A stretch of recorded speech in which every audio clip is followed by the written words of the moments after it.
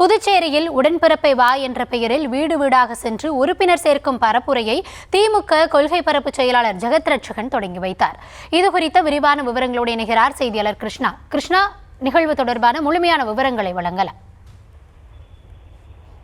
திமுக தலைவர் தமிழக முதலமைச்சர் ஸ்டாலின் உத்தரவின் அடிப்படையில் மத்திய பாரதிய ஜனதா அரசின் பாசிச ஆதிக்கத்திலிருந்தும் அதற்கு துணை நிற்கும் புதுச்சேரி பாஜக கூட்டணி அரசிடமிருந்தும் மாநிலத்தை மீட்டெடுக்கவும் புதுச்சேரியின் மண், மொழி, மானம் காக்க திமுக கழகத்தின் சார்பில் உடன்பிறப்பை பரப்புரையானது இன்று முன்னெடுக்கப்பட்டிருக்கிறது. புதுச்சேரி மாநிலத்தில் உள்ள 30 சட்டமன்ற தொகுதிகளிலும் உள்ள அனைத்து வாக்குச்சாவடிகளிலும் வீடு வீடாக சென்று மக்களை சந்தித்து பாஜக கூட்டணி ஆட்சியின் அவலங்களை எடுத்து சொல்லி ஒவ்வொரு வாக்குச்சாவடிகளிலும் குறைந்தபட்சம் 30% வாக்குகளை திமுக உறுப்பினர்கள் சேர்க்க வேண்டும் என இலக்கோடு இந்த சேர்க்கையானது நடைபெற்று வருகிறது.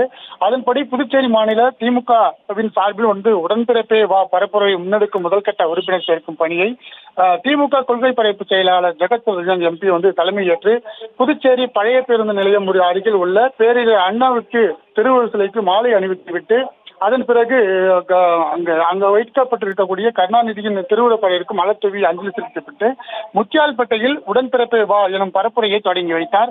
வீடு வீடாக சென்று உறுப்பினர் சேர்க்கும் பணியும் முன்னெடுக்க அதனைத் தொடர்ந்து உப்பளம், முதியார்பேட்டை, உருளையன்பேட்டை, நெல்லித்தோப்பு ஆகிய 5 தொகுதிகளிலும் இந்த உறுப்பினர் சேர்க்கையானது தற்போது நடைபெற்று வருகிறது.